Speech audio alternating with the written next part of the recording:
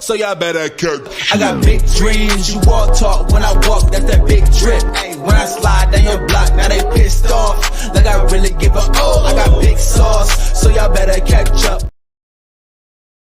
Yo, what's going on, man? Like, yeah, a little technical difficulties at first, you know what I'm saying? But we are back for another reaction, you know what I'm saying? You already know we get it cracking on this side.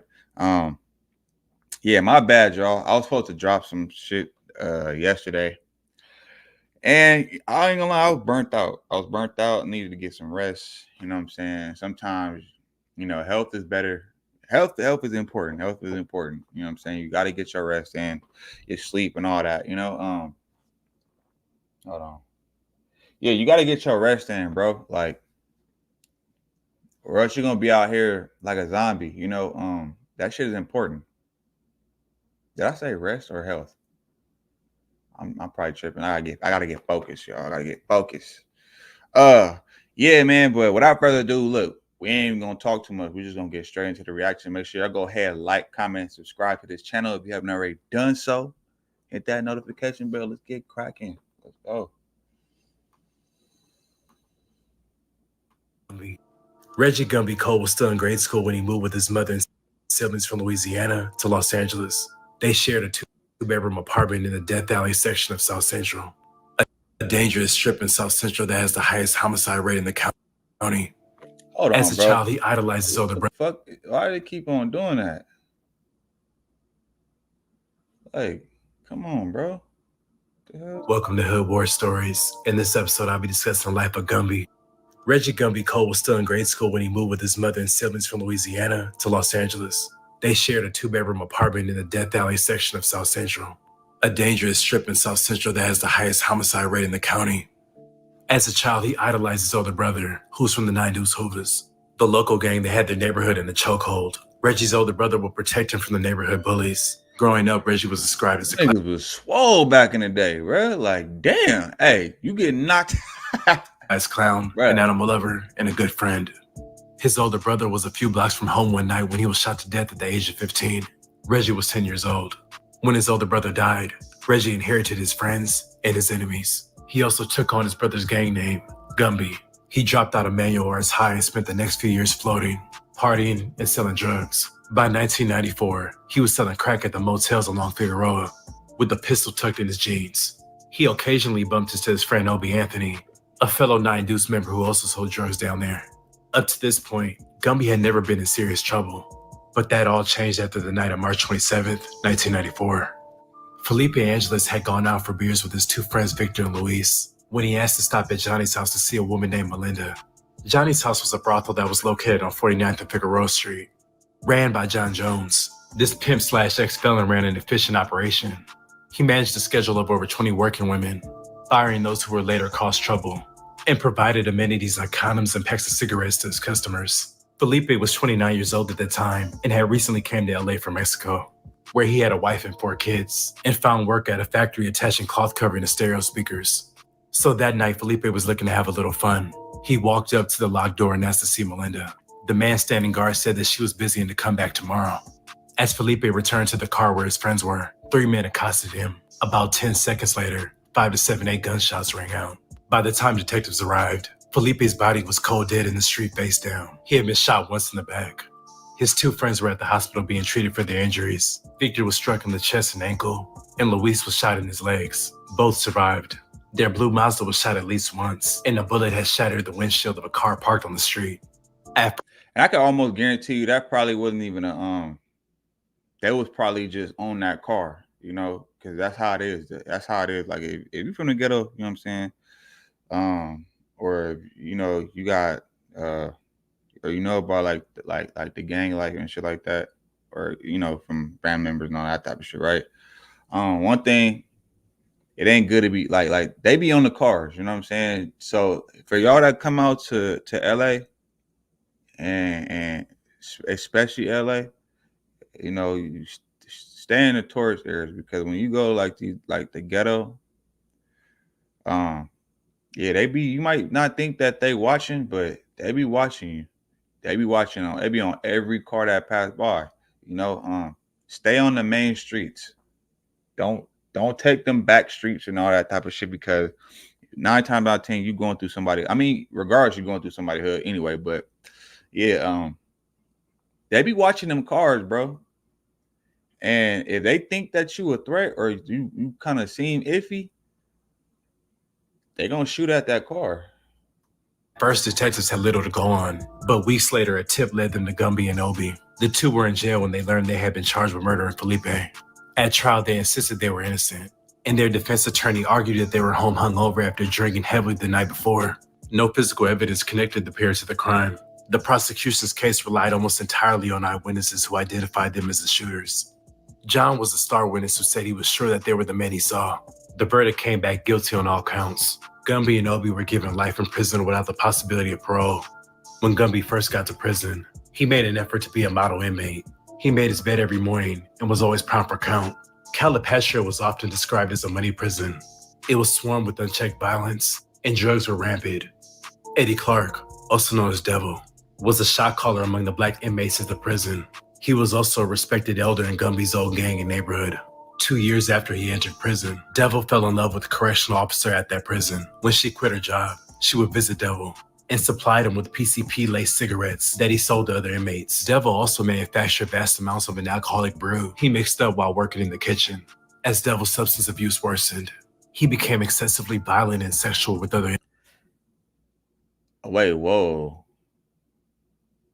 Oh, hell nah, bro. Wait, hold on. I hope I didn't hear what I thought I heard. This fool. All right, so yeah, he I don't think he fell in love with that girl. He just used it. You know what I'm saying? He's running game on her, you feel me? Because he's trying to survive in jail. That's what that's what you do. That's the way to make means, you know what I'm saying? And when you working in the kitchen and all that stuff like that, like I remember my dad was just telling me something about that. Like that's what you do. You feel me? Like if you ain't got no money, you get a job up in there. You feel me? You can work in the kitchen, and then you can sell shit from the kitchen. And in jail it go for a lot, from what I heard. You can sell somebody inmates taking dudes' manhoods left and right. It was taking dudes down by fear due to his sheer size. The Hoovers tried to stage an intervention because hold up. Yeah, I gotta go with back. Other inmates taking dudes' manhoods left and right. Oh hell no! As Devil's substance abuse worsened, he became excessively violent and sexual with other inmates, taking dudes' manhoods left and right. It was taking dudes down by fear due to his sheer size. The Hoovers tried to stage an intervention because he was completely out of control. On the morning of November 28th, 2000, Gumby had already known revenge could be on its way. He had refused an order from Devil to take the fall for a higher-ranking inmate who was caught with a knife. So that morning, the Devil approached Gumby in the yard and poked him with a flat, which is a piece of stainless steel sharpened to a point, and whispered to Gumby, "Nigga, you my bitch now." Gumby went off to nurse his wounds. The guards didn't notice the attack, and it was common for inmates to withhold details of a Devil attack. Another one of Devil's victims had told guards that he was stung by a bee. Gumby knew Devil would come after him again.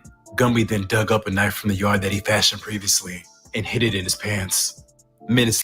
Bro, what the? And this is why I never wanted to be from no hood or nothing like that, bro. Because that shit don't. Yeah, they say it's brotherhood and all that type of shit, which it is. You feel me? So it's upsides to it, but it's more like I always say, it's more negative than positive, right? And shit like this, or just even having to go to jail and deal with them politics, bro. Like I ain't built for that shit. You know what I'm saying? Like you taking orders for somebody, and then you trying to get me to take time for somebody else, like just because I'm in here I'm just because I'm in here doing life, and I'm pretty sure just because you doing life don't mean that you don't have a possibility of getting out. You know what I'm saying? Because there's a lot of people who get life and end up beating it in the long run. You know what I'm saying? So yeah, like I'm not trying to be dealing with all that type of shit. Like you trying to tell me what to do, what I can, and trying to make me take somebody else's charge and all this other weird ass shit. Like, and then you stab me up. Like, bro, get the fuck out. I'm not doing that. Like, I'm not. Later, Gumby did a full sprint across the yard and leaped over a guard and dug the knife into Devil's neck. Devil died on the spot and blood was scattered. And for the second time, Gumby was charged with murder. This time, he was subject to the death penalty because of the 1995 conviction. It drew the interest of the California Innocent Project, which reviews inmates' claims of wrongful convictions. The California Innocent Project filed a corpus petition to have Gumby's murder conviction thrown out. The group argued that John, who had a previous conviction for manslaughter and was a police informant, fabricated most of his testimony. After 16 years in prison and 10 years in solitary confinement, Gumby was free. And finally free after serving 16 years for a crime he didn't commit. This is Reggie Cole. He actually... Hey, and that'd be the reality too, because like I'm not gonna sit here and say that man killed that dude. You know what I'm saying? We can't, because there's a lot of people who go down for murders and go down for cases and shit that they didn't do. Like we know this to be facts. Don't get me wrong, there's niggas out here that really be doing the shit that they be going to jail for. But it's a lot of times where that ain't the case, and just because they from a hood don't mean every hood is different type of people from every hood. You know what I'm saying? You got the people who get money. You got the people who like to fight and just cause chaos. You got motherfuckers that's shooters. You got motherfuckers that just like to fuck with the bitches or something like that. You feel me? So at the end of the day, everybody not always on doing negative shit. You feel me? Some of them just stand out the way. You feel me? But they with the shit at the same time. But, and mind you, I only know some of this shit because I got a lot of family members that's, you know, that come from that background. You feel me? And I was, you know, I was just around it. So, you know, I that's why I can't just be so against it. But at the same time, though, me preferably though, I ain't fucking with it because I'm not doing nothing like bro. Like, just imagine you gotta survive in there. Like, hell no. I'm not going through that. Actually walked out of a California prison over the weekend, thanking the California Innocence Project and law school students who worked diligently on his case. Attorneys were able to successfully argue that Cole's 1994 murder conviction was based on evidence that was simply fabricated. It takes, again, a very special, strong kind of person to make it through 16 years of incarceration and keep fighting for their freedom. The only way I can think to repay them is to go out in society and prove that I've spent these last 16 years preparing myself to be free. Cole's life sentence was actually thrown out last July, but he still had to finish a manslaughter sentence for killing a fellow inmate. He now says he wants to get his GED and study the law. I mean, he had to do that though. I ain't mad at him for that, bro, because ain't no way I'm finna let a nigga rape me and I mean, R-word me. My bad, YouTube. I'm not finna let no dude take, you know what I'm saying? Yeah, bro, we not doing that. And let alone, you're not finna make me take no charge for nobody, bro. I'm not no damn puppet. Like, that's out. That's out. Ladies and gentlemen, today is my first day of freedom. I feel good, and I'm saying, damn, I look good. I'm just saying. I'm telling you, boy, it feels good to be free. Thank everybody at the Innocence Project. Thank God. Thank my mom, my family for being so supportive. My lawyer, Chris Fleur, don't forget him. I thought you were part of the my attorney, Mr. Christopher Fleur. There we go. That's what's up. That's what's up. Thank you very much. I'm out. In 2011, Obi was released from prison after another judge concluded that John, the pimp, not only lied, but was given a lighter sentence on pimping and pandering charges in exchange for his testimony. Obi was ultimately awarded an $8.3 million settlement. In March of 2015, Gumby was arrested on assault with a deadly weapon and being a felon in possession of a firearm. Police accused him of shooting a fellow gang member in the leg 3 years earlier after he refused to sell them crack. Gumby went to trial and was ultimately found innocent.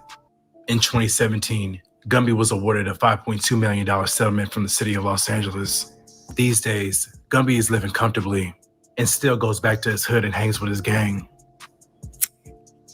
Damn! He came up though. You know what I'm saying? Damn. He became a millionaire off of this shit, bro. Like, dang, how you do? Bro, I know he loving it. You know what I'm saying? I know he's loving it.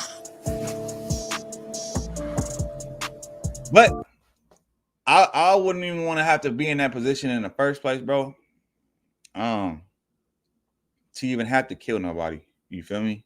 I mean, at the end of the day, it's all protecting yourself. You got to protect yourself. You know what I'm saying? You're not going to just roll over and die or let this motherfucker just chip you. But at the same time, though, it's just like, bro, this is why I could never get into that life. Because already you don't even have to be in that lifestyle and shit could happen to you. So I'm not going to up the chances. And yeah, nah, we're not doing that. But yeah, man, that is crazy, bro. Bro really became a millionaire off going to jail, bro. That's wild. Yeah, but and that's wild.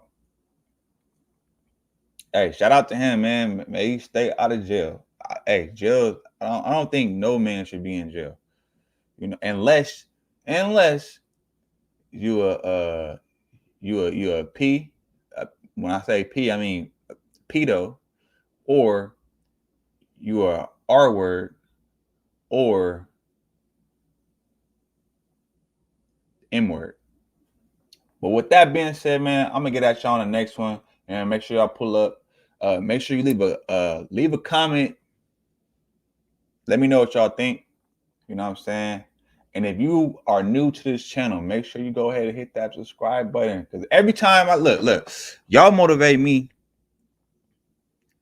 to keep this shit going, man. You know, I'm trying to build this channel. We're on the road to 2,000 subs, you know, and you know, that's just what it is. Yeah, so the more y'all like and comment, subscribe and shit like that, it make me want to even do even more videos. And I still owe y'all a couple more videos because, you know, I missed out Tuesday. You know, I usually go live Tuesday through Friday. But you know, I had to take a day off yesterday. But that's either here or there, you know what I'm saying? Yeah, I'll get at y'all on the next Every day it's like I feel more pressure, give more effort. Feel steady rolling in the due day crept up. Feel like I'm next up, life gon' test ya. My range close, aim, know the boy a heavy stepper. Things change, rearrange, ain't no crime body. Heart is weaving through the smoke, got my vision cloudy. Heavy stress on my brain, ain't no way around it. Navy SEAL when I flow, no you can't drown me. No brakes, all gas, get my weight up. A nigga on the road, fell asleep trying to stay up. Post-traumatic, a lot